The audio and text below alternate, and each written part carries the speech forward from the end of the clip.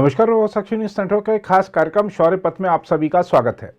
आज के कार्यक्रम में बात करेंगे रबड़ की तरह खींचते चले जा रहे रूस यूक्रेन युद्ध की, आम बजट में रक्षा क्षेत्र के लिए हुए बजटीय आवंटन की, रक्षा क्षेत्र में भारत की आत्मनिर्भरता की और पाकिस्तान में बिगड़ते हालात की। इस कार्यक्रम में हमेशा की तरह हमारे साथ मौजूद हैं चर्चा के लिए ब्रिगेडियर सेवानिवृत्त श्री DS त्रिपाठी जी। सर, आपका कार्यक्रम में बहुत बहुत स्वागत है। सर, रूस यूक्रेन युद्ध को शुरू हुए 1 वर्ष पूरा हो चुका है। आखिर किस दिशा में जा रहा है यह युद्ध? साथ ही इस युद्ध में अब टैंकों की भूमिका क्यों अहम हो गई है? हम यह भी जानना चाहते हैं कि शुरू से ही अप्रत्यक्ष रूप से यूक्रेन की मदद कर रहे अमेरिका ने आखिर अपने F-16 लड़ाकू विमान यूक्रेन को देने से क्यों इनकार कर दिया?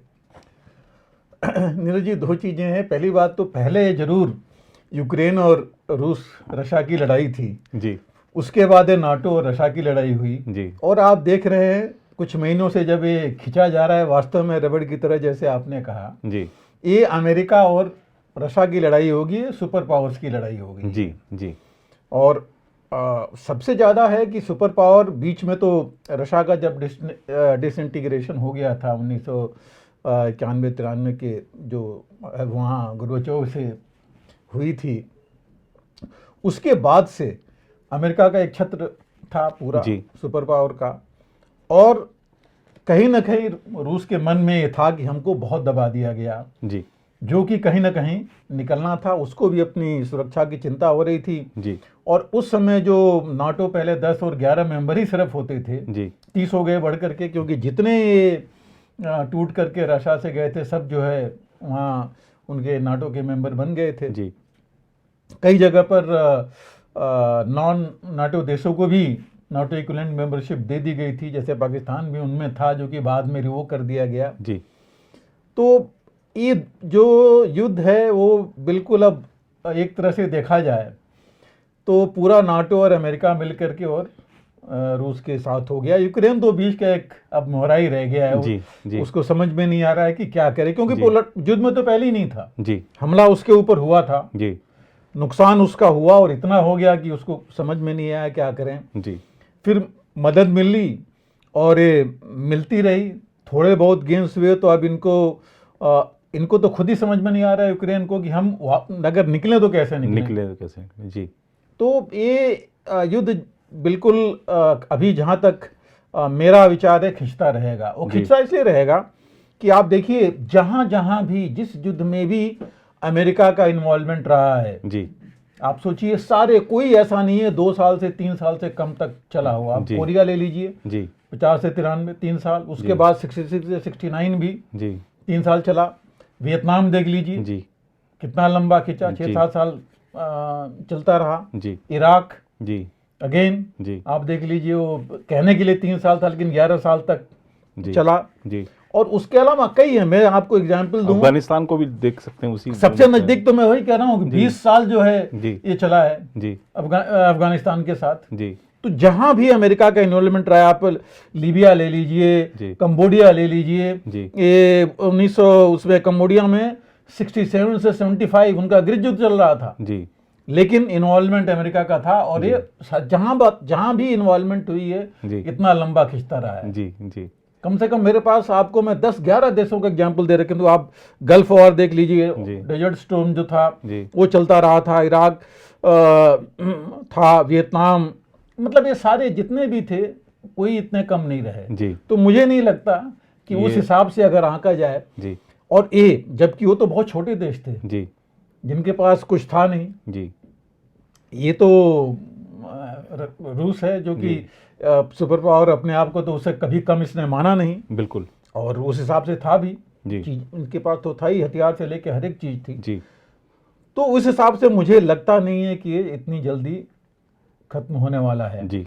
और अगर आपको याद दिलाऊं तो मैं और चैनलों में भी था, लोग शुरू से ही पिछले साल फरवरी से ही बोलना शुरू कर दिए थे कि ये न्यूक्लियर वॉर होगी, ये होगी। उस समय हमने कहा था कि न्यूक्लियर वॉर इतनी आसान चीज नहीं है होना जी जी जी, क्योंकि अभी भी आप देखिए नाटो या अमेरिका डायरेक्ट इन्वॉल्वमेंट नहीं कर रहा है अपना जी, क्योंकि उनको सबसे बड़ा डर यही है जी कि ये डायरेक्ट इन्वॉल्वमेंट नहीं करेंगे जी। और अभी भी जो वेपन्स दे रहे हैं इनको, वो बिल्कुल इनके टॉप ग्रेड वेपन्स नहीं है जी। अब आपने बात की इनकी टैंक्स की। जी टैंक्स की भूमिका इसलिए ज़्यादा है क्योंकि जमीनी लड़ाई तो वहाँ पर मैकेनाइज्ड वॉरफेयर ही मैक्सिमम है। जी आपने देखा एरियल उतना ज़्यादा नहीं चल रहा है जी और जितनी मिसाइल से होनी थी हो गई, कितने मतलब बर्बादी तो बहुत हो गई। जी अब आ गई है कि जमीन हम कितना ले सकते जी। हैं। और एक कहावत हमारे यहाँ है कि victory is still measured by foot. जी आप सिर्फ मिसाइल से और एरियल से कर सकते हैं, डिस्ट्रॉय कर सकते हैं, जी लेकिन कब्जा तो आपको चल के ही करना पड़ेगा। और उस बिल्कुल। चलने के लिए आज की डेट में आपकी इन्फेंट्री या मैकेनाइज्ड इन्फेंट्री है जी और ये टैंक्स और बाकी जो हैं जो क्लोज कॉम्बैट में हिस्सा लेंगे। जी पिछला जो आप देखिए जो 6-7-8 महीने की जो लड़ाई चल रही है वो सबसे ज़्यादा विध्वंसक हुई है आर्टिलरी।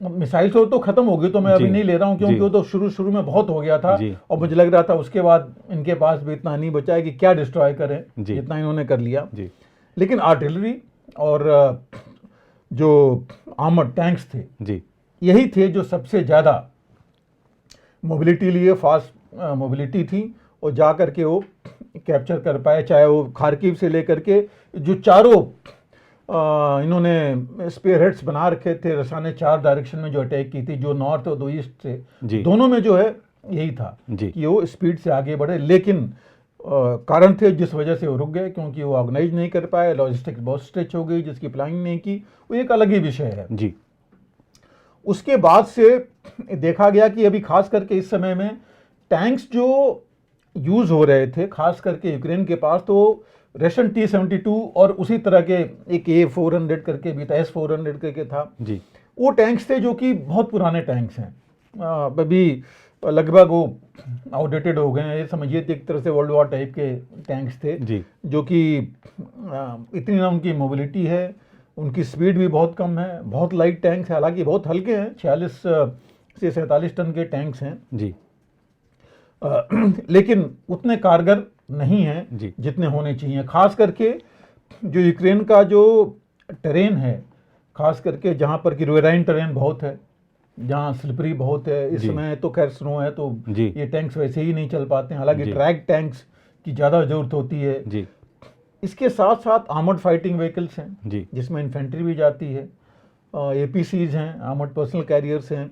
तो मैक्सिमम इनके पास व्हील्ड थे जी जो कि वहाँ नहीं चल पा रहे थे और इतनी एडवांस नहीं थे कि जितनी मोबिलिटी, जिस स्पीड से आगे बढ़ना चाहिए वो ये कर सकें। जी तो इस वजह से इनको बहुत ज़रूरत पड़ी टैंक्स की। जी और उन टैंक्स में इन्होंने ये बहुत पहले से, अगर आप देखें तो करीब अगर आपको याद हो, जुलाई अगस्त से ही जेलेंस्की ने मांगना शुरू कर दिया था कि हमको अब्राहम दीजिए, जी, हमको लेपर्ड दीजिए। और उस समय जर्मनी में भी बोला था कि हम नहीं देंगे जी और अमेरिका ने भी बोला था कि हम नहीं देंगे। जी दोनों ने बोला था कि हम जी अब्राहम टैंक्स नहीं देंगे। जी लेकिन जब इन्होंने देखा कि अभी थोड़ी सी गेंस मिली हैं, वो भी इन्होंने, अभी आप देखिए अगर तो $22 बिलियन तो ऐसी डायरेक्ट वेपन्स आ चुके हैं, बाकी जी। तो अलग है जी। जो इनको मिले हैं। जी और उसमें एंटी टैंक मिसाइल से लेकर के एंटी ड्रोन्स एंड सारे हैं, वो हम लोग पहले देख चुके हैं। जी F-16 नहीं दिया मगर। हाँ नहीं, उसकी तो आगे वो करेंगे। लेकिन आप ये सोचिए कि यही जो टैंक्स दे रहे हैं, ऐसा नहीं है कि ये टैंक्स बहुत ही एडवांस टैंक्स हैं जी इसमें। हालांकि रशिया ने भी अपना एडवांस टैंक्स नहीं यूज़ किया, T-80, T-90, T-80 UD, ये सब टैंक्स उसने अभी नहीं यूज़ किया। A14 जो है वो भी, M14 भी नहीं यूज़ किया, जो कि काफ़ी एडवांस है, अब शायद वो इस्तेमाल करे। जी अभी इनको अमेरिका जैसे जर्मनी ने लेपर्ड 2 नहीं दिया, हालांकि लेपर्ड 2 भी तकरीबन 70-80s का उसके बीच का टैंक है, 75 के आसपास, 1975-80 के बीच का टैंक है, लेकिन है उस हिसाब से देखें तो काफ़ी एडवांस्ड है। और ये तकरीबन 30-35 देशों के पास ये टैंक है जो कि जर्मनी ने दे रखा है, नाटो और बाहर भी। जी तो अभी वहीं से वो कर रहे हैं कि 14 खुद देंगे, बाकी देशों से आएंगे। लेकिन नए तो कोई नहीं होंगे क्योंकि नए बन ही नहीं रहे थे। जी तो रेस्ट रिफिट करके देंगे। लेकिन ये है कि टैंक्स हैवी टैंक्स हैं, 60-65 टन के टैंक्स हैं, स्पीड भी ज़्यादा है, इनकी आर्मर जो है वो अच्छी है जो कि एंटी टैंक हिट्स ले सकती है। जी और इनकी जो इसकी वो है आर्मर के अलावा जो गन्स हैं इनकी, वो 120 मिलीमीटर स्टैंडर्ड नाटो एमिनिशन की हैं जो कि ये फायर करता है, और उस हिसाब से इनको फायदा रहेगा इन टैंक्स का। लेकिन ऐसा नहीं है कि इन टैंक्स पर रशिया हमला नहीं कर सकता, कर सकता है वो जी। लेकिन जो अभी है इनके पास उससे काफी ये एडवांस्ड हैं जी। दूसरा अब्राम्स अगर देखिए तो वो भी उसी तकरीबन के हैं जी। 80s के हैं, और वो भी अच्छी मोबिलिटी है, उनका आर्मर अलग है, लेकिन उसमें स्पीड भी बहुत अच्छी है। लेकिन ये जो उसकी ट्रेनिंग है प्लस उनकी मैनेबिलिटी कैसे करेंगे, कैसे इस्तेमाल करेंगे, वो मुख्य चीज़ है। लेकिन एक ये बहुत कॉस्टली टैंक है पहले तो जी। दूसरा नाटो टैंक से थोड़ा अलग है, इसका मेंटेनेंस, इसका जो आर्मर और बाकी चीज़ें हैं मतलब वो बहुत अलग हैं और बहुत कॉस्टली है मेंटेनेंस। नाटो की तरह जो लेपर्ड या चैलेंजर जो कि यूके ने बोला है देने के लिए, उसके हिसाब से थोड़ा मुश्किल है जी। इसका। जी। उसी तरह यूके ने चैलेंजर बोला है, चैलेंजर भी उनका बहुत पुराना है, और चैलेंजर की एक्चुअली प्रोडक्शन बंद हो रखी है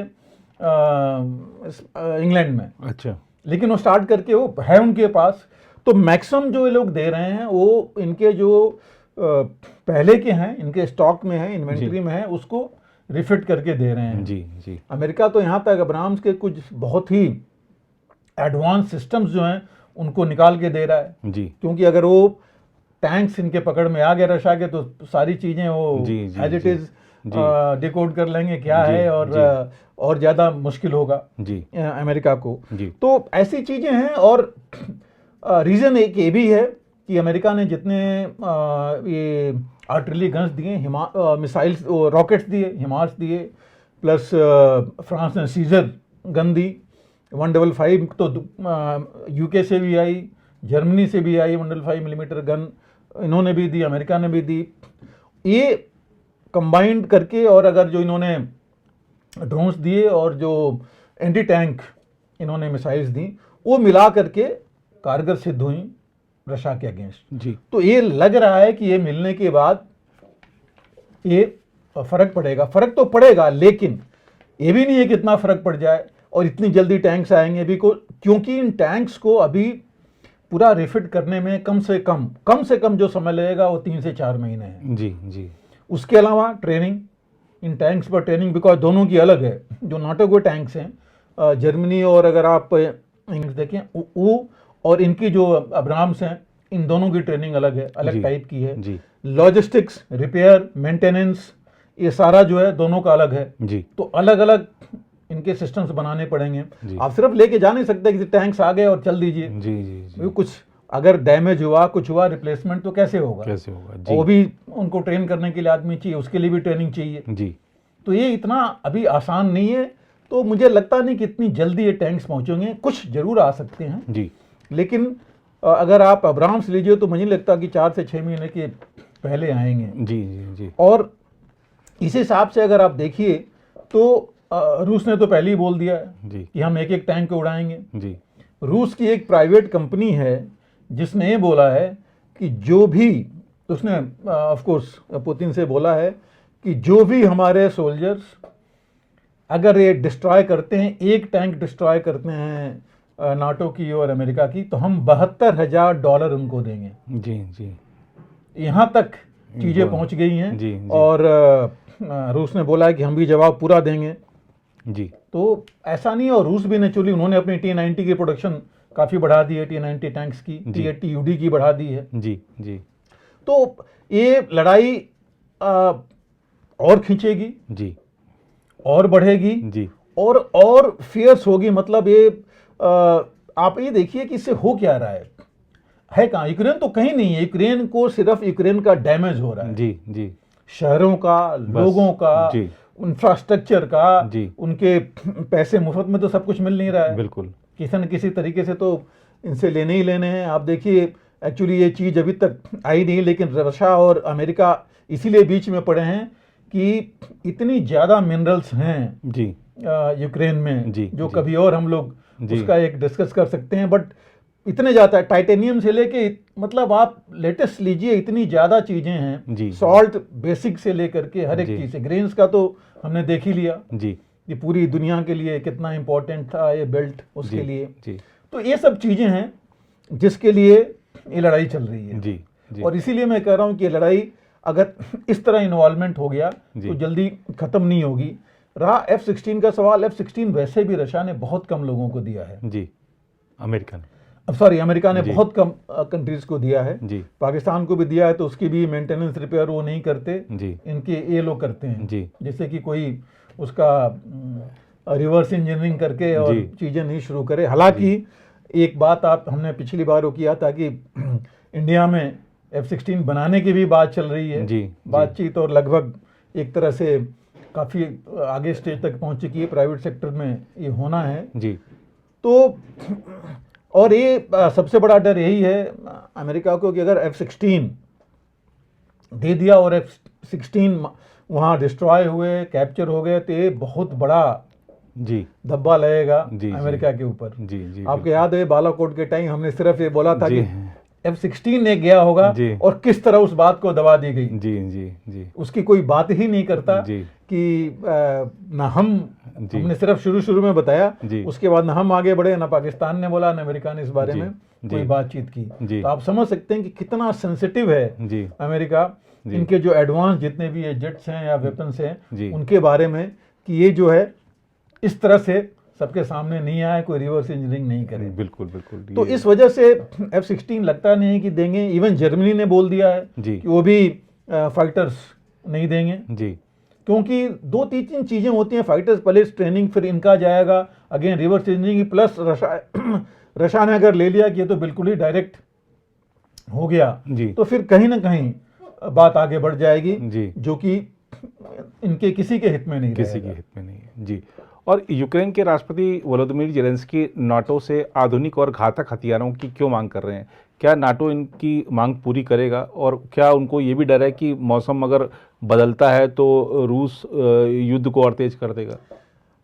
देखिए नीरज जी, युद्ध तो रशिया ने अभी तेज कर दिया है। उसको पता है कि ये वेपन्स आ जाएंगे तो जरूर कुछ स्लो हो जाएगा जी। तो रशिया ने विड्रॉल किया, हमने पहले भी बोला था विड्रॉल एक ऑपरेशन ऑफ वॉर है। उन्होंने विड्रॉ किया अपने आप को, जो गलतियां की थी उसको दुरुस्त किया, रेस्ट रिफिट, और पूरा अपने अब इन्होंने तैयारी की। और आप देखिए वो आगे बढ़ रहे हैं। डोनेस्क में आप देख ही रहे हैं कहाँ चले गए, जपरोजिया उन्होंने ले ही लिया, और एक और ये गांव था डोनेस्क रीजन में जो उन्होंने ले लिया है। तो ऐसे करके वो आगे बढ़ रहे हैं। और अब जो है ये देख करके ज़ेलेंस्की को जरूर बहुत बड़ा झटका लग रहा है कि अगर ये हथियार नहीं मिलेंगे तो हमारा क्या होगा। क्योंकि पहले अगर आप याद करें तो पहले ज़ेलेंस्की कह रहे थे कि ठीक है हम बात करने को तैयार हैं, लेकिन रूस खाली कर दे पूरी तरह बाहर आए या हमारा बहुत नुकसान हो रहा है। मतलब पहले वो काफी तैयार थे जी। उसके अलावा अगर आप देखिए फ्रांस, कितना ज्यादा उन्होंने, मैक्रों ने मीडिएशन किया जी इनके दोनों लोगों के बीच में जी। टर्की, एर्डोगन ने कितना मीडिएशन किया इनके बीच में। चाइना को भी बीच में लाया गया कि शायद कुछ फर्क पड़े जी, लेकिन कहीं बात नहीं बनी। अब पिछले 1 महीने में आपने देखा कि पुतिन बोलते रहे कि हम तो तैयार थे जी बातचीत के लिए, लेकिन अमेरिका ने नहीं होने दी बीच में। तो ये आपस में ये चीजें चल रही हैं, और वही कहते हैं पिस तो रहा है यूक्रेन ही, क्योंकि अब वो हथियार लेता रहे, कितना भी हथियार ले लेगा, जितना वो हथियार लेगा घातक, उतना ही घातक हथियार रशिया भी लेगा, हमला करेगा जी। उधर पहले रशिया अकेला था, अब आप देखिए रशिया को चीन, ईरान और ये नॉर्थ कोरिया, ये सब मिल गए इनके साथ, वो भी सपोर्ट कर रहे हैं जी। तो उनके पास से भी वेपन्स और एम्युनिशन आ रहा है, अपना प्रोडक्शन इन्होंने तेज कर दिया है जी।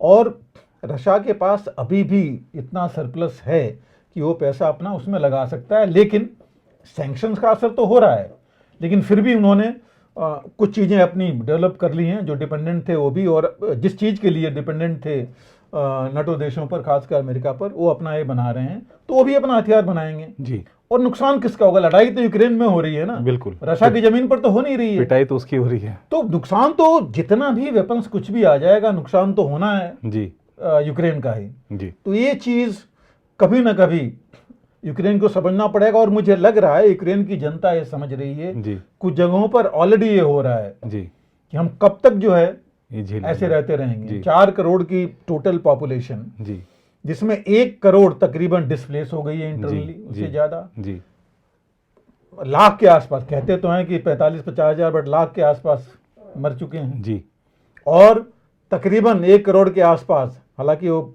ये पहले 65-70 लाख बोलते थे, जो रिफ्यूजियों के बाहर चले गए हैं। जी तो आधी पॉपुलेशन का तो ये हाल है। जी आप इंफ्रास्ट्रक्चर देख ही रहे हैं क्या हो रखा है।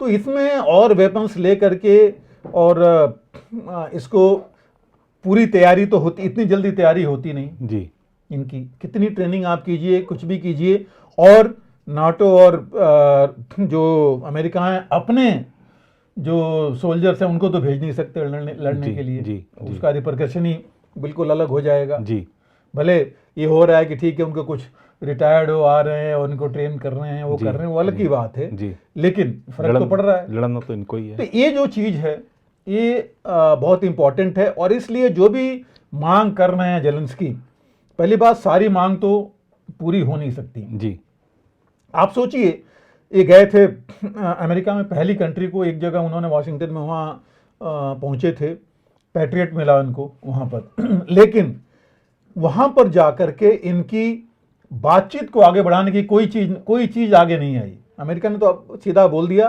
कि जो ये चाहते हैं वो बातचीत में अपने हिसाब से करेंगे।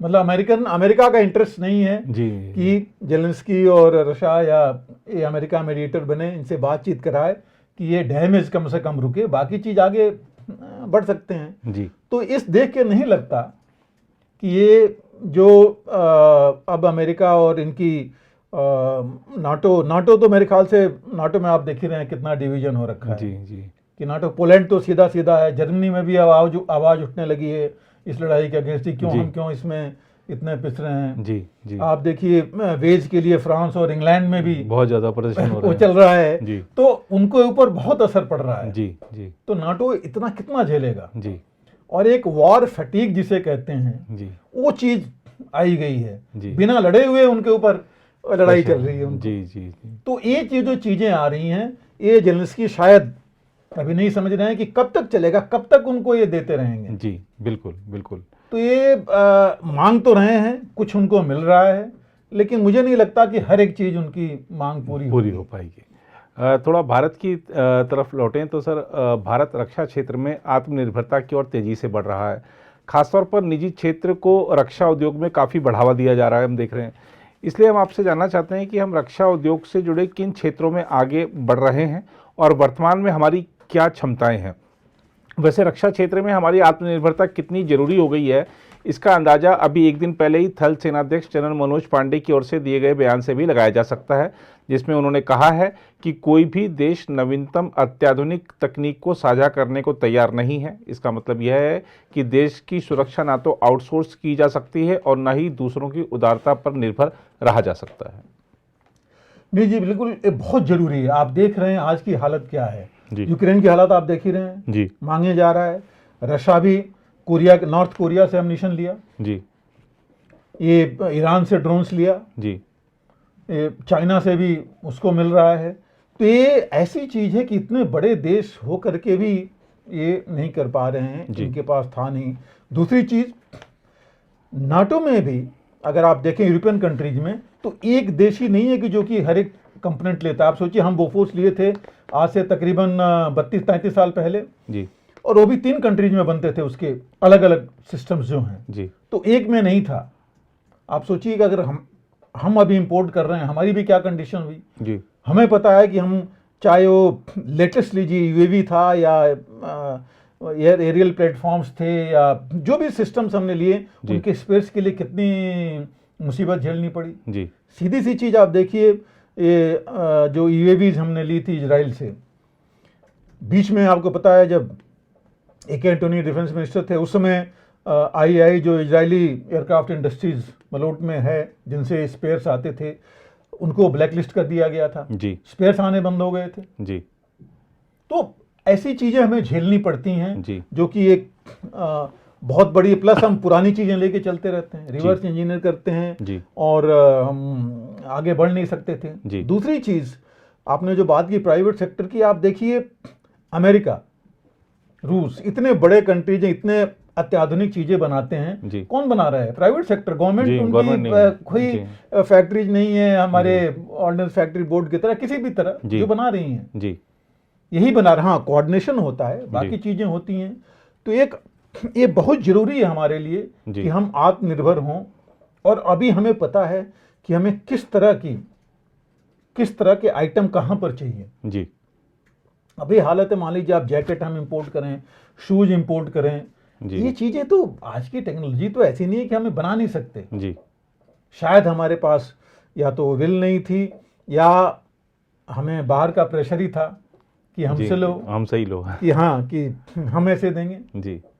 तो वो चीजें थी, अब हम लोग उसमें नहीं जाएंगे। बट जो आगे का प्रश्न है उस पर देखते हैं कि ये जो प्राइवेट सेक्टर के लिए 2001 में ओपन किया गया था रक्षा क्षेत्र, 100% इन्वेस्टमेंट उनका, और आप समझिए कि अभी 559 करीब लोगों ने आवेदन किया था, जिसमें 333 करीब रजिस्टर्ड हो गए थे, और उनमें से 111 फंक्शनल हैं जो प्रोडक्शन कर रहे हैं।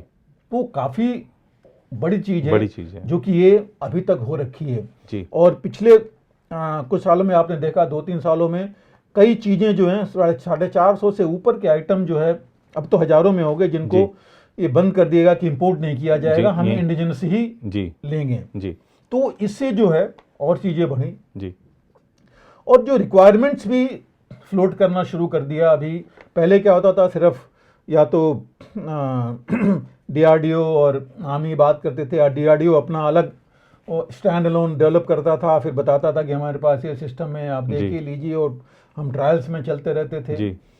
बाहर से आते थे इक्विपमेंट, और आप देखिए, राफेल देखिए ना, हम कब लिए हैं, कितने साल से चल रहा है, 30 सालों के बाद जा करके हम ले पाए हैं। तो ये सालों प्रक्रिया चलती रहती है।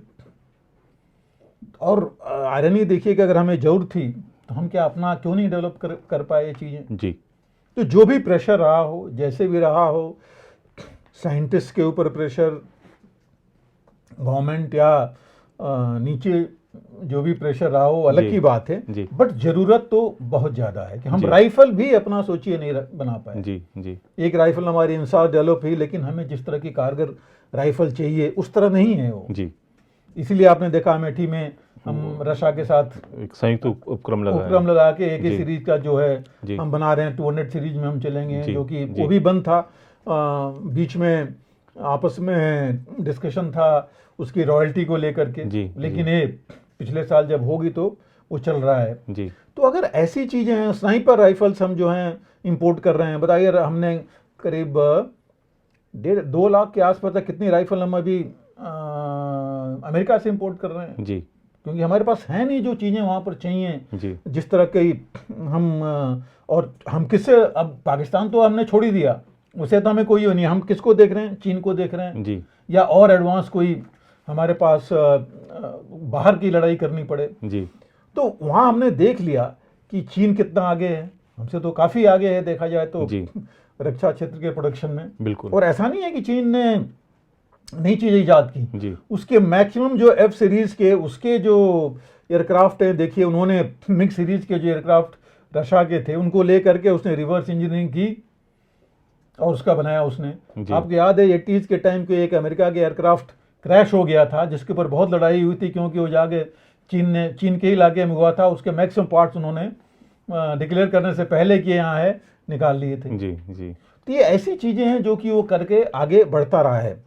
तो मैं नहीं कहता कि हम चोरी करके आगे बढ़ते, लेकिन हमारे पास हैं, इतने ब्रेन्स हैं हमारे जो बाहर काम कर रहे हैं। तो यहाँ पर बहुत जरूरी था ये काम करना। और अब तो जो एग्जीबिशंस लगती हैं उसमें काफी सारे डिफेंस में जो अपने स्टार्टअप्स हैं वो भी आ रहे हैं। आप देखिए बहुत स्टार्टअप्स आ रहे हैं, क्योंकि अभी तक तो हर पिछले साल से कैपिटल अकाउंट पर जो आउटले है वो भी काफी बढ़ा दिया गया बजट में, पिछले साल भी, इस साल में भी, और उसमें से मैक्सिमम जा रहे हैं।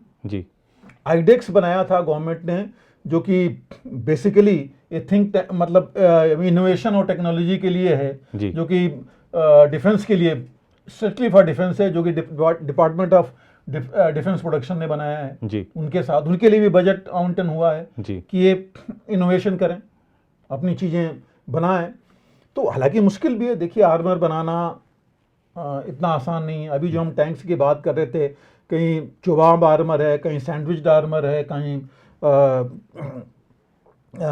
कंपोजिट आर्मर है। तो ऐसी तरह की चीज़ें हैं जो कि उस पर खोज चलती रहनी चाहिए, रिसर्च होती रहनी चाहिए। तो ये सब कुछ चीज़ें थी। और इंडिया में इन्होंने दो बनाया, मेक 1 मेक 2 कैटेगरी में। मेक 1 में यहाँ तक बोला कि उसमें जो आपका रिसर्च एंड डेवलपमेंट इनोवेशन में जो पैसा लगेगा उसको भी हम देंगे जी। मेक 2 में ऑफ कोर्स इंडस्ट्री डेवलप्ड है तो नेचुरली वो कॉस्ट फैक्टर उनका वो होगा, लेकिन दोनों तरफ से था कि आप हमसे भी लीजिए, आप डेवलप कीजिए, बनाइए हमारे लिए जी, और आप इंडिविजुअली डेवलप कीजिए और बनाइए और दीजिए जी। तो इन चीज़ों से फ़र्क तो बहुत पड़ा। और आपको पता है कि एफडीआई 74% तक कर दिया था 3 साल पहले जी।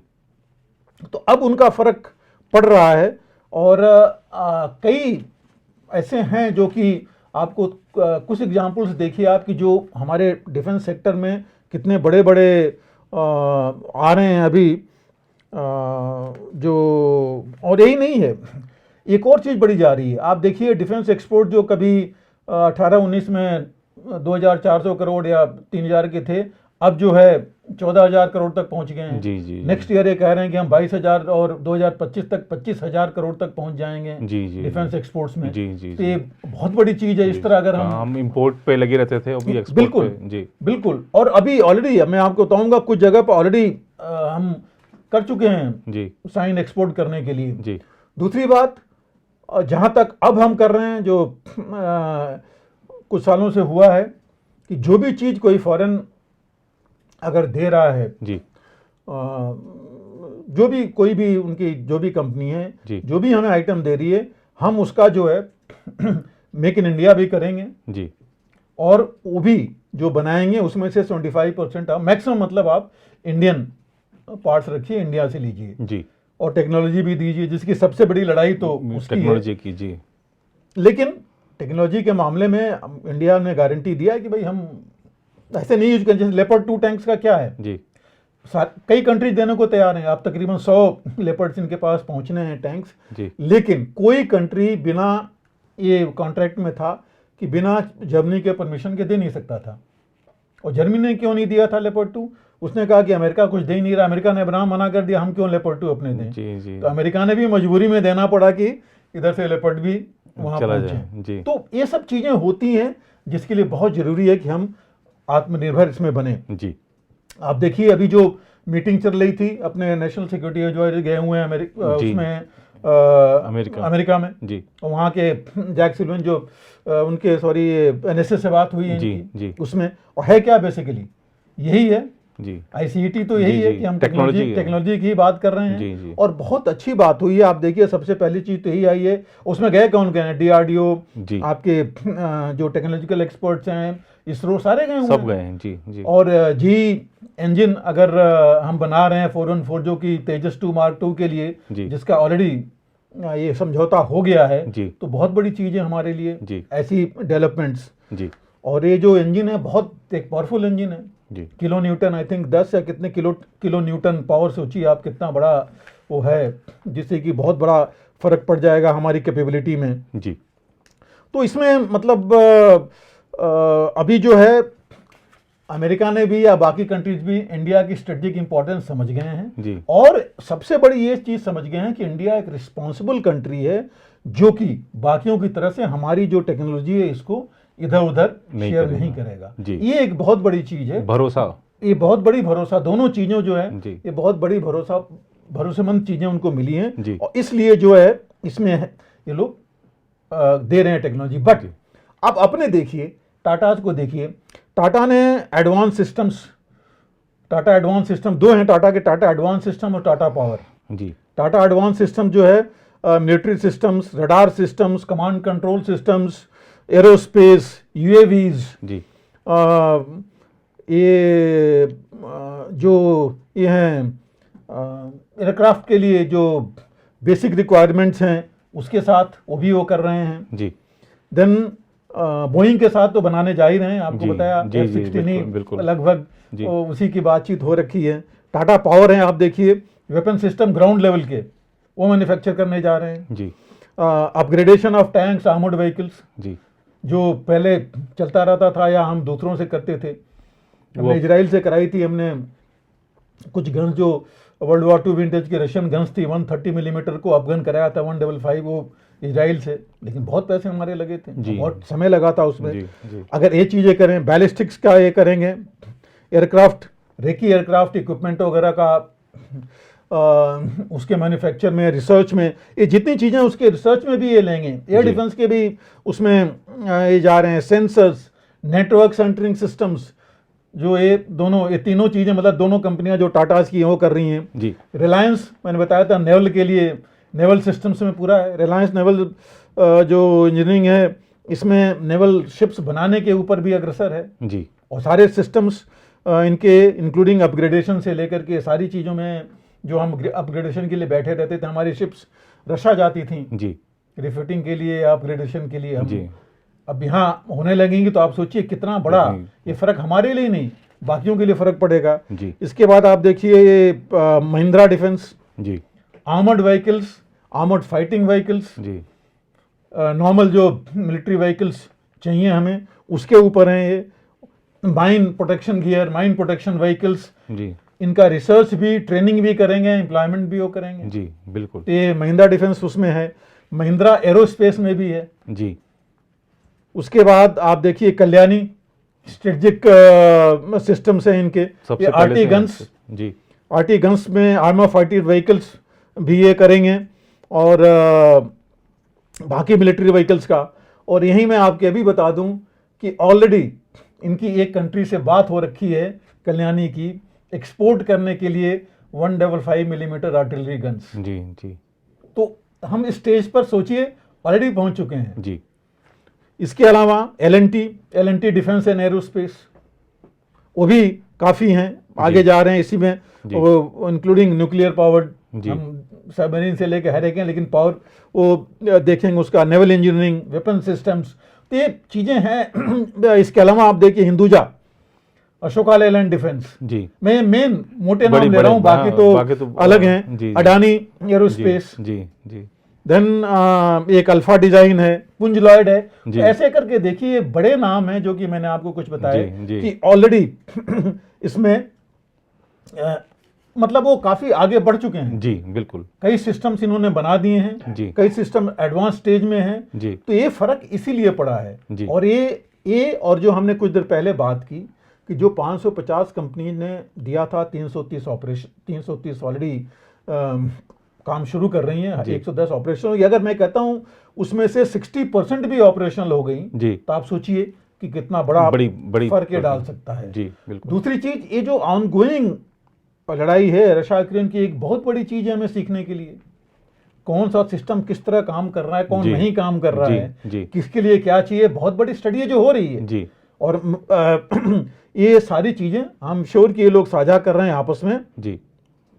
तो ये बहुत बड़ा जो है एक फैक्टर है, क्योंकि आप सोचिए, मतलब वेरी फ्रैंकली जो मैं कल्याणी सिस्टम्स की बात कर रहा था, मेरे ख्याल से सऊदी अरेबिया है जिसने कॉन्ट्रैक्ट किया, हालांकि कल्याणी ने नाम नहीं दिया है अपने उसमें कि किसको एक्सपोर्ट कर रहे हैं, but most probably Saudi Arabia है जिसने कि 155 मिलीमीटर गन्स लेने की बात की है जी जी। तो आप सोचिए ये चीजें अगर अभी हो चुकी हैं, ब्रह्मोस हम फिलीपींस को ऑलरेडी हम कर चुके हैं उनसे, आकाश जो मिसाइल से आर्मेनिया ने कर रखा है जी ऑलरेडी, मतलब इनसे साइन हो रखा है कॉन्ट्रैक्ट जी। तो ये कई चीजें हैं जिन्होंने कि कई कंट्रीज हमारी तरफ देख रहे हैं जी, बिल्कुल। तो हम अपना करके, लेकिन हमने पहले बोला हुआ है कि हम अपना करेंगे, उसके बाद जो है हम जो बाकी कंट्रीज हमारी हैं उनको भी मदद देंगे जी, बिल्कुल। और जिस तरह से आपने विस्तार से बताया कि खासतौर पर अगर विश्व बाजार करें हम हथियारों का, तो उसमें भारत की भी एक बड़ी दुकान खुल रही है, बहुत बड़ी। आप दो चीज सोचिए, यही नहीं है, मैं आपको बता दूं कि यही सिस्टम्स जो हम बनाएंगे, मुझे पूरी उम्मीद है कि कम से कम जो बाहर है, यूरोपियन कंट्रीज, अमेरिका या रशिया, जो जिस रेट पर, जिस कीमत पर वो दे रहे हैं, हमारी उनसे कम से कम 30-40%, नहीं तो आधी सस्ती होगी कीमत जी जी जी। क्योंकि हमारे पास हमने पहले बोल दिया कि हम मोटा पैसा बनाने के उसमें नहीं, हम आत्मनिर्भर और आपको भी मजबूत बनाना चाहते हैं। तो ये जब चीजें आएंगी और जब हम इस रेट पर आएंगे तभी तो जा करके हम आगे बढ़ेंगे। और बहुत कंट्रीज, मतलब African countries, central Asian republics जो हैं जी, और मिडिल ईस्ट में सऊदी तो आपने देख ही लिया, बाकी भी हमारी तरफ देख रहे हैं जी, कि अगर हमें हिंदुस्तान अगर बनाए जी, और अगर मॉडर्न जो ये हथियार हैं और इस रेट पर देगा तो नेचुरली बिल्कुल, लेकिन कठिनाइयां तो होंगी। आपको पता है कि जो ऑलरेडी एस्टेब्लिश्ड हैं उनको तो झटका लगेगा, धक्का लगेगा। तो उसका बड़ा क्लियर है, जो अमेरिका जो अभी समझ गया है जी, कि भाई इनके साथ मिलकर मैन्युफैक्चर करो जी, वहां मैन्युफैक्चर करो, इनको भी दो और वहीं से एक्सपोर्ट करो जी, सबसे अच्छा है जी। जो कि हमारे प्राइम मिनिस्टर ने पहले बोला भी था जी, 5 साल पहले उन्होंने बोल दिया था कि भाई आप आइए जी, आपका स्वागत है, आप आइए हमारे यहाँ मैन्युफैक्चर कीजिए और आप एक्सपोर्ट भी कीजिए जी। पहले मेक इन इंडिया बोला था जी, मेक फॉर इंडिया जी, फिर हुआ make in India, make for India and make for the world, make for the world. तो ऐसा नहीं है लेकिन हम दे रहे हैं। तो ये चीजें, इसकी वजह से फर्क पड़ेगा।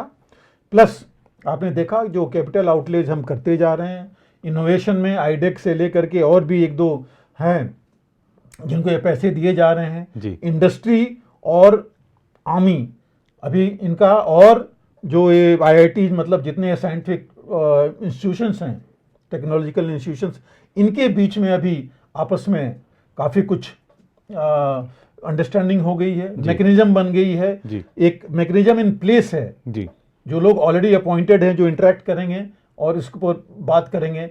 और आपने देख ही लिया कि यूपी और साउथ में, आई थिंक तमिलनाडु में जो ये डिफेंस कॉरिडोर बन रहे हैं जी जी, उनसे भी बहुत बड़ा फर्क पड़ेगा। आप अगर गए होंगे तो देखे होंगे यूपी में कितना, लखनऊ से लेकर के उधर झांसी और बियॉन्ड बुंदेलखंड रीजन में, वो इलाका जैसा कुछ नहीं होता था, कितना मैसिव काम वहाँ चल रहा है, कितना बड़ा इंफ्रास्ट्रक्चर का, इंक्लूडिंग वहाँ पर ओवरऑल के लिए भी टैंक से लेकर के कई कंट्री, साउथ कोरिया तक उन्होंने वहाँ पर टैंक्स को ओवरऑल रक्षा ने ले रखा है कि हम जो फाइटर से लेकर के टैंक्स का ओवरऑल वहाँ करेंगे जी। तो ये चीज़ें ऑलरेडी हो रही हैं, जिस पर कि वास्तव में अगर कहा जाए तो हमें गर्व अभी भी हो रहा है जी। और जब ये आने शुरू हो जाएंगे तब तो होगा ही। बिल्कुल बिल्कुल। सर, आम बजट की घोषणा हो चुकी है। रक्षा क्षेत्र के लिए आवंटित राशि 13% बढ़ाकर 5.94 लाख करोड़ रुपए कर दी गई है। क्या वर्तमान चुनौतियों को देखते हुए बजटीय आवंटन पर्याप्त है? क्योंकि चाइना का जो अखबार है ग्लोबल टाइम्स, उसने तो मजाक उड़ाया है इस बजट का। आपने बिल्कुल सही बोला। मैं जो लास्ट में आपने पूछा है पर्याप्त, देखिए पर्याप्त तो कभी नहीं होता जी जी, और है भी नहीं पर्याप्त, क्योंकि जो हमारी जरूरत है उसके हिसाब से तो हमें बहुत कुछ चाहिए जी। लेकिन एक चीज और आपको याद दिलाऊं कि आप पीछे चलिए, अगर 8-10 साल पीछे 99 से आगे आइए तो हमारे पास काफ़ी कमी थी एमिनिशन की। आपको याद है 1999 में उस समय chief of army staff general Malik ने बोला था कि हमारे पास जो है हम उसी से लड़ेंगे, क्योंकि था नहीं, एक्चुअली कहने का मतलब यही था कि हमारे पास जितना चाहिए उतना नहीं है जी। आप आइए 2011-12 में अगर देखें, 10-11 में तो ये होने लगा था कि हमारा स्टॉक कितना डाउन हो गया था जी जी, जो स्टॉकिंग हमें रखनी चाहिए थी वो बिल्कुल नीचे हो गया था। तो ये सब चीज़ें हुई थी। पहले किसी ज़माने में 3 महीने का स्टॉक करते थे, फिर हुआ कि नहीं कम कर लो, हम प्रोड्यूस कर लेंगे 14 दिन। मतलब अब मैं उसमें नहीं जाऊंगा क्या रीजंस थे क्या थे, बट ये था, ये ग्राउंड सिचुएशन थी कि हमारे पास स्टॉक्स की, दैट स्टॉक सिर्फ एमिनिशन स्टॉक्स नहीं, जो भी स्टॉक्स थे हमारे पास, रिपेयर रिप्लेनिशमेंट के, हर एक चीज़ में कमी थी जी। तो ये पूरा भी नहीं हो रहा था जिस तरह से होना चाहिए। हर एक चीज डिले होता जा रहा था जी। चाहे वो हमें मॉडर्नाइजेशन था, आर्मी प्लान्स बने थे जी, लेकिन आर्मी प्लान्स फॉलो नहीं हुए, बजटरी एलोकेशंस कम होते रहे थे जी। इस बार की जो आप बात कर रहे हैं बढ़ा है, बिल्कुल बढ़ा है, इसमें कोई दो राय नहीं है।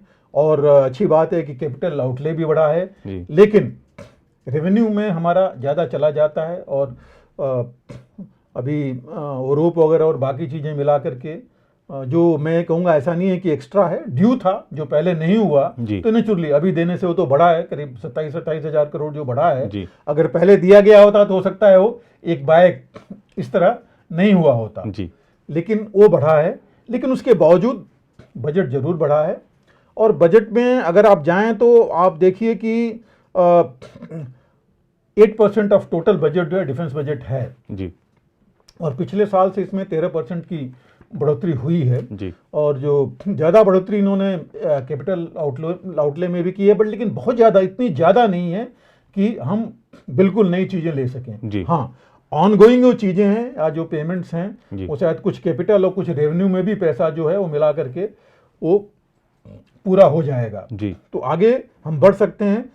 हम डिपेंड ज़्यादा कर सकते हैं जो इनोवेशन और बाकी चीज़ों के लिए जो पैसे इस बजट में दिए गए हैं जी, और इंफ्रास्ट्रक्चर डेवलपमेंट के लिए। जी, आपको बताया 60% ज़्यादा बजट दी गई है बीआरओ को, जी, जो बहुत ज़रूरी है। जी, हम एक से इक्विपमेंट लेटेस्ट लेके और एक जगह बैठे रह जाएं, जी, जी, उससे तो कोई फायदा नहीं होगा। जी, अगर हम मूव कर सकते हैं, जी, हो सकता है थोड़ा पुराने इक्विपमेंट भी अगर हम उससे जल्दी मूव कर पाएं जी, तो हमें उससे फायदा होगा। तो इंफ्रास्ट्रक्चर तो ये बहुत जरूरी है हमारे लिए। बल्कि इसी बात को रक्षा मंत्री जी ने अपने ट्वीट में बजट आने के बाद इसी बात को उठाया कि जो सीमा सड़क संगठन है उसको जो बजट दिया गया है और ये बहुत महत्वपूर्ण है, खासतौर पे सामरिक। बिल्कुल बिल्कुल, ये बहुत ज्यादा सामरिक तौर पर महत्वपूर्ण जी।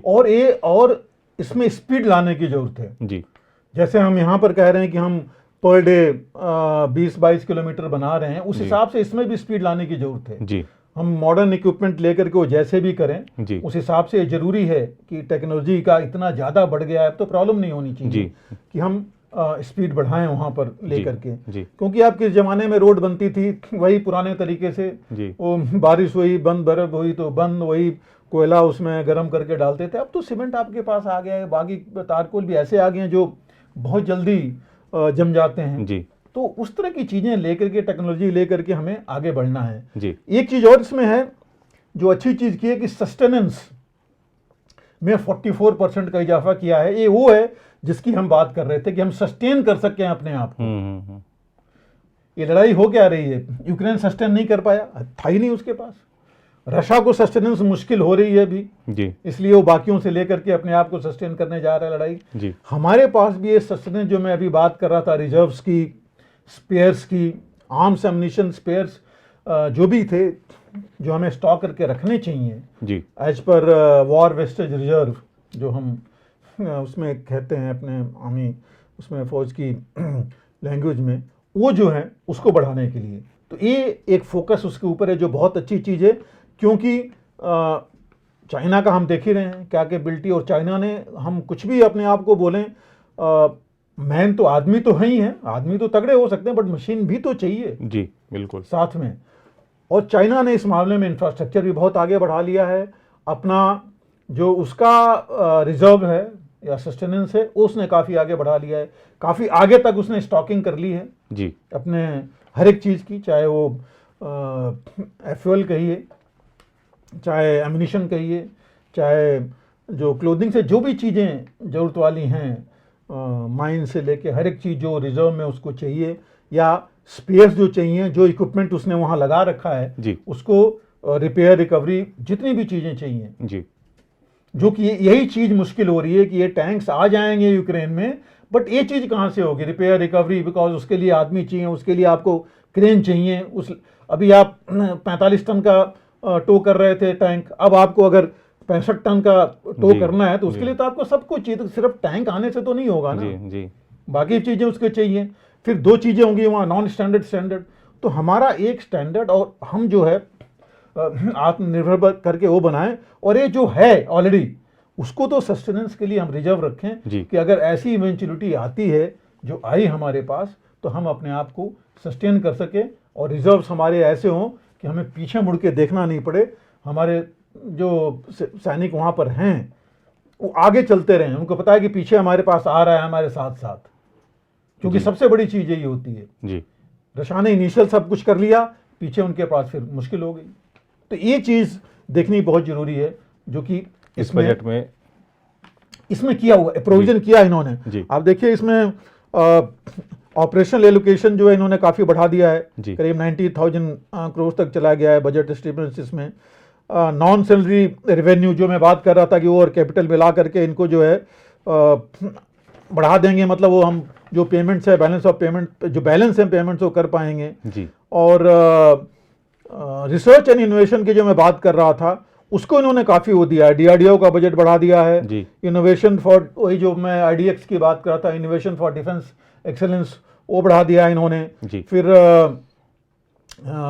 और भी इंडस्ट्री जो पार्टनरशिप्स हैं उनके साथ भी इन्होंने काफ़ी बढ़ा दिया है इस मामले में जी। तो इन चीज़ों को लेकर के मुझे लगता है कि अगर इस हिसाब से आगे बढ़ेंगे और थोड़ा तेज़ी के साथ बढ़ेंगे तो बहुत जल्दी हम इस दिशा में आत्मनिर्भर हो सकते हैं काफ़ी हद तक। पूरा तो हो नहीं पाएगा अगर हम चाहें कि हम F-35 तक या SU-30 तुरंत कर लें, बट कर सकते हैं, समय की बात है। देखिए तेजस में भी 75% हम अपना लगा रहे थे, 25% बाहर से, और इंजन सबसे बड़ी चीज थी जो नहीं कर पाए थे। इससे पहले आपको पता है क्रायोजेनिक इंजन का क्या हुआ था, बट अल्टीमेटली अमेरिका ने रशिया को मजबूर कर दिया कि क्रायोजेनिक इंजन हमको नहीं दे, लेकिन अल्टीमेटली हमने बना लिया इंडिया ने क्रायोजेनिक। तो ऐसा नहीं है कि हम नहीं कर सकते हैं, बट नहीं हो रहा था। क्यों नहीं हो रहा था ये हम बैक ऑफ हैंड हम सब लोग जानते हैं, लेकिन मुझे लग रहा है कि जिस तरह से ये है अभी ये काफ़ी फर्क पड़ेगा। और इसमें एक चीज़ इन्होंने और जो की है, इन्होंने अग्निवीर का जो उनके वेलफेयर के लिए जो 11 लाख उनको हम बाद में दे रहे थे, उसको उन्होंने भी ई पॉलिसी में कर दिया, एग्जेम्प्ट, मतलब कोई टैक्स नहीं है और आपके पास ये पूरी चीज़ है, पूरे पैसे आपके पास हैं, तो वो भी एक अच्छी बात है। वेलफेयर के लिए भी इन्होंने पैसे कुछ दिए हैं, यूरोप से लेकर के बाकी जो हार्ड एरियाज में लोग रह रहे हैं उनको फैसिलिटीज़ और बाकी चीज़ें, तो उस तरह से ख्याल रखा गया। लेकिन आखिरी चीज़ वही है कि सफिशिएंट तो नहीं है, जितना हमको चाहिए उस हिसाब से सफिशिएंट नहीं है जी।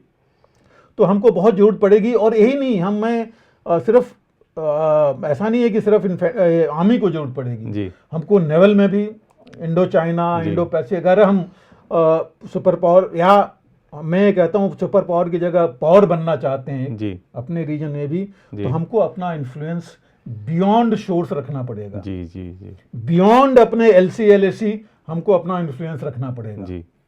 अमेरिका ऐसे नहीं है, चाहे रशिया ऐसे नहीं है, क्योंकि उन्होंने, अमेरिका अपने बॉर्डर पर तो कोई लड़ाई नहीं जी जी, सारी तो बाहर करता रहा। तो बियॉन्ड अगर आप सक्षम होंगे कि अपने जो आपकी बाउंड्री है जी, हम अभी LC LAC की बात करते रहते हैं, पाकिस्तान LAC पाकिस्तान और चाइना की नहीं, हमको उसके बियॉन्ड जाना पड़ेगा। लेकिन उससे पहले हमें चीन को टैकल करना है जी। तो चीन को जब पूरे तरीके से टैकल करने के लिए तैयार रहेंगे तभी हम जो है आगे की तरफ बढ़ पाएंगे जी। तो हम वहां तक हमें देखना है, नेवल में भी, एयर पावर में भी जी। तो चाहे हम राइफल से लेकर के, पिस्टल से लेकर, ड्रोन से लेकर के हम स्पेस तक चलें, साइबर वॉरफेयर तक चलें, एक सारा इनकम्पास करके हमको चलना पड़ेगा। तो एक ही फेज नहीं है, वो भी हमें देखना है। तो कभी और हम जब बात करेंगे इंडो चाइना बाकी, तो वहां पर ये चीज सामने आएगी कि काफी कुछ करने की जरूरत है। तो सफिशिएंट नहीं है, लेकिन काफी हद तक उस दिशा में बढ़ रहे हैं, ये मैं कह सकता हूं, सफिशिएंसी की दिशा में बढ़ रहे हैं। और आने वाले सालों में जरूर हम निश्चित रूप से, और खासतौर पर इस बार जो कि वैश्विक चुनौतियां भी हैं, महामारी के बाद हम बाहर निकले हैं, तो उस सबको देखते हुए चुनावी साल भी है, तो हर क्षेत्र में कुछ ना कुछ आवंटन जरूरी था। तो आपने सही कहा कि पर्याप्त नहीं है, लेकिन फिर भी भारत में रक्षा क्षेत्र किस तरह से आत्मनिर्भर बने उसकी चिंता की गई है बजट में।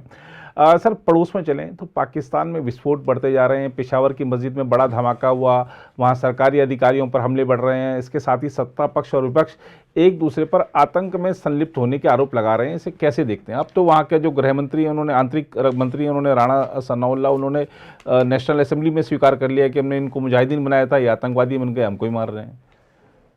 नीरज जी, देखिए जगह कौन सी थी, पहले आप सोचिए। बहुत सिक्योर्ड जगह है जी, ये बहुत सिक्योर्ड जगह है, जहां पर कि पुलिस हेडक्वार्टर और इनके जो इंटेलिजेंस एजेंसीज हैं जी, वो उनका हेडक्वार्टर वहां पर है जी।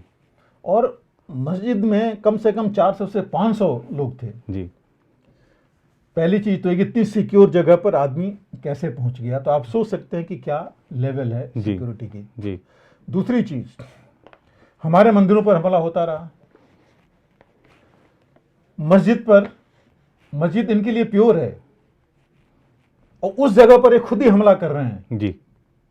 तो आप सोच लीजिए कि कितना फर्क पड़ गया है जी वहां पर भी, जी किस तरह के मिलिटेंट्स और टेररिस्ट वहां हो गए हैं जी यहाँ पर। जी तीसरी चीज वही जो आप कह रहे थे कि इनके गृह मंत्री ने कहा, उन्होंने क्या बोला, जी ये मुजाहिदीन है, जी क्यों ट्रेन किया हमने, क्यों इनको मुजाहिदीन बनाया। जी उनका यही सवाल था, जी क्योंकि ये मुजाहिदीन बने जी और मुजाहिदीन के बाद ये टेररिस्ट बन गए, जी मिलिटेंट्स बन गए। जी और जिस मकसद के, एक चीज जो अंडरलाइन थी उनकी, जी जो कहते कहते पूरा नहीं बोले, जी कि जिस मकसद से उन्होंने बनाया था जी कश्मीर के लिए, हिंदुस्तान के लिए, वहां तो कुछ हो नहीं पा रहा है इनसे, जी जी क्योंकि यहाँ हिंदुस्तान सक्षम हो गया है इनको, और अब ये कुछ नहीं कर पा रहे हैं, न कुछ नहीं कर पाएंगे अभी। जी जी कर पाएंगे तो फिर बचेंगे नहीं। जी तो वो चीज जो उनको सबसे बड़ा दुख यही था जी। कि अब ये कुछ नहीं मिल रहा है तो ये हमारे ऊपर ही आ रहे हैं। जी दूसरी चीज, आप सोचिए 100 लोग की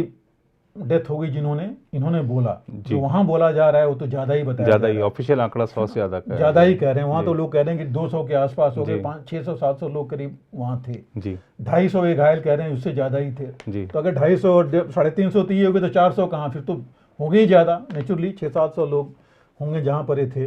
जी और हुआ कैसे, सुसाइड बॉम्बर, जी गेस्ट बन के गया वो, जी और पता नहीं किस हिसाब से वो, किस तरीके से, जो ये कह रहे हैं कि 11 से 12 किलो एक्सप्लोजिव कम से कम आईडी लेके गया वो। जी इससे कम में तो होता नहीं उस तरह का जो जी। ब्लास्ट था। जी तो इतनी बड़ी चीज कि वो वहाँ चला गया, इतना एक्सप्लोजिव ले गया, जी। ये बहुत नॉर्मल चीज तो है नहीं, जी सोचने की चीज है। बिल्कुल। और कैसे गया, किसकी इन्वॉल्वमेंट है, कैसे है। कहीं मैं पढ़ रहा था, किसी ने कहा कि ये तो पाकिस्तान आर्मी ने खुद ही कराया है अपने जी, आप को जी, इफेक्टिव जी, जी। रखने के लिए, बट खैर मैं उसमें नहीं जाऊंगा जी क्योंकि ये चीज़ ऑथेंटिकेटेड नहीं है। जी लेकिन ये जरूर है कि इस तरह पहुंच जाना इतनी आसान चीज़ नहीं है, जी। इतनी गार्डेड और सिक्योरिटी वाली जगह पर। जी दूसरी चीज़, पाकिस्तान की हालत देखिए, पाकिस्तान को समझ नहीं आ रहा कि कहाँ कैसे खड़ा हो। जी इकोनॉमिकली देख लीजिए क्या हालत हो गई है।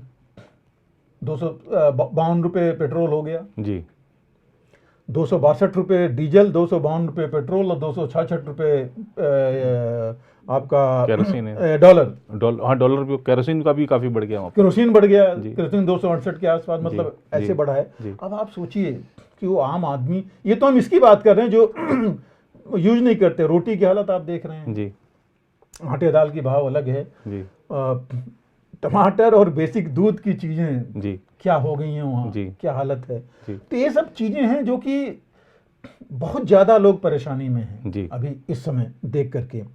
और अब लोग मिलिटेंट्स या आर्मी और किसी की वो नहीं सोचते, वो सोचते हैं कि हमें जो बेसिक चीजें तो हमें दो। जी पॉलिटिकल एस्टेब्लिशमेंट का हाल ये है कि वो चिपके रहना चाहते हैं, ये अपनी कुर्सी पर, उधर वो, जैसे उन्होंने आज इनके जो पिछले वो थे गृह मंत्री, उनको अरेस्ट कर लिया है। उनको अरेस्ट कर लिया है। जी उनकी स्टेटमेंट अलग है, शेख राशिद को, शेख राशिद को कर जी, लिया है। जी। और इनकी इमरान खान का स्टेटमेंट अपना अलग चल रहा है। तो ये मतलब हर जगह डिस्कनेक्ट है, कोई जी। आवाम की बात नहीं कर रहा है, जी बिल्कुल। सब अपनी बात कर रहे हैं। जी सबसे बड़ी मुश्किल तो ये है। जी और ऐसा नहीं है कि पुलिस वाले वहाँ बहुत ज़्यादा वो हैं। जी मैं कहीं पढ़ रहा था, सुन रहा था किसी उसमें, वो कहते हैं कि साहब पुलिस वालों की तो हालत हमारी यहाँ ये है, आने जाने के लिए उनके पास साधन नहीं है। जी तो ड्यूटी खत्म होती है तो बाहर आके किसी को हाथ रोकते हैं कि भाई वहाँ जहाँ तक जा रहे हो वहाँ तक हमें पहुँचा दो। जी जी जी तो ऐसा नहीं है कि हालत वास्तव में बहुत खराब है, जी। जिसके ऊपर वो ध्यान नहीं दे रहे हैं। हालांकि प्राइम इनके मियाँ अपना शहबाज शरीफ और आर्मी चीफ दोनों गए थे पेशावर में, जी। उन्होंने देखा और उनका स्टेटमेंट सिर्फ यही था कि ये पाकिस्तान के ऊपर अटैक है। अभी तक तो हमेशा वो हिंदुस्तान कहते थे, लेकिन टीटीपी ने रिस्पॉन्सिबिलिटी ले ली जी बोल करके। जी जैसे भी नॉर्मली टीटीपी ऐसा करता नहीं था, इतना बड़ा ब्लास्ट। जी हालांकि टीटीपी एक्टिव रहा है जब से, और खास करके अभी जब इन्होंने उनके बीच की जो एग्रीमेंट वार्तालाप थी खत्म हो गई थी, तब से फर्क पड़ा था। बट इतना बड़ा जो ये नहीं करते थे। उन्होंने ये बोला कि इन्होंने ये किया है बिकॉज इनके जो वो थे सैमुअल शेख थे, जिनको कि फादर ऑफ तालिबान बोला जाता था, जिनको पाकिस्तान आर्मी में ने मार दिया था, कि उसका बदला ले रहे हैं जी। लेकिन इतना बड़ा हमला ऐसी उसमें करना, मुझे नहीं लगता कि सिर्फ यही चीज़ है, बट खैर जो भी है, एक बहुत बड़ी सबक है इनके लिए जी। और इंडिया ने तो ऑफ कोर्स कंडम किया ही कि भाई ये चीज़ तो होनी नहीं चाहिए, खासकर रिलीजियस प्लेस में। बिल्कुल। और इंडिया तो शुरू से हम कहते आ रहे हैं जी, किसी भी धार्मिक स्थान पर ये चीज़ नहीं होनी चाहिए। जी जी। तो ये चीज़ तो ये हम हमेशा के लिए कहते आ रहे हैं। लेकिन खैर जो भी इनके पास है, ये सबसे बड़ा तो इनको यही है कि अब इन्होंने भी यही बोला है कि तालिबान की मदद जो है, इनके हेडक्वार्टर्स भी अफगानिस्तान में है, वहीं से सारी मदद आ रही है। तो आप देखिए, आपने स्टेटमेंट सुना होगा, कितना बड़ा चेंज है ये। जी। जिस तालिबान को, जिस अफगानिस्तान को इन्होंने पूरे सब कुछ लगा करके, वही आप मुजाहिदीन बोलिए जैसे कि उसी तरीके से इन्होंने किया जी, और अब वही इनके ऊपर आ रहे हैं। बिल्कुल भस्मासुर साबित। अगर इनको चाहिए तो हमसे सबक अगर लिए होते कि जो हमारा हुआ पंजाब में या बाकी जगह पर देखे होते तो खुद ही वो करते, लेकिन वो नहीं लिए। इन्होंने सोचा कि नहीं, ये तो चलता रहेगा और वही चीज इनके ऊपर आ रही है जी। तो इसमें बड़ी चीज है कि देखिए, इंटेलिजेंस फेलियर तो है ही है जी, सिक्योरिटी फेलियर तो है ही है, और ये सबक सिर्फ इनके लिए नहीं है जी, ये सब हम लोगों के लिए भी है जी, कि ये बहुत जरूरी है कहीं भी जहां भी लार्ज गैदरिंग इस तरह की, क्योंकि कोई भी मिलिटेंट ऑर्गेनाइजेशन अब क्या चाहता है, जब ये हालत है कि वो खुद नहीं कर पा रहा है तो वो जगह पाने के लिए ऐसी जगहों पर कार्रवाई करेगा जी जी। तो ये कि बहुत जरूरी है।